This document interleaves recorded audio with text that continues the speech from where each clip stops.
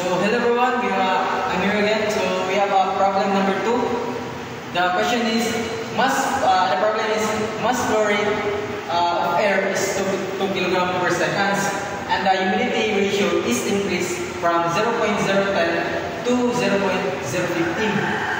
The question is, find the mass of water added. So we have the given of mass flow rate of air is equals to 2 kg per second.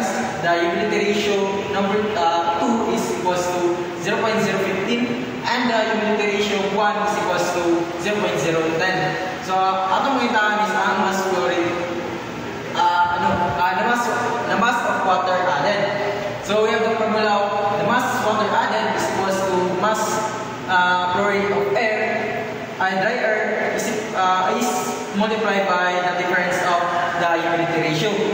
So we will evaluate lang sa formula ang mga given.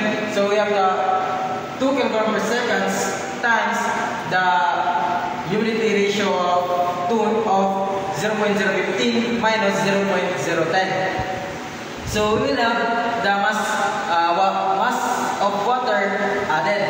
So is equals to 0.01 kg per second.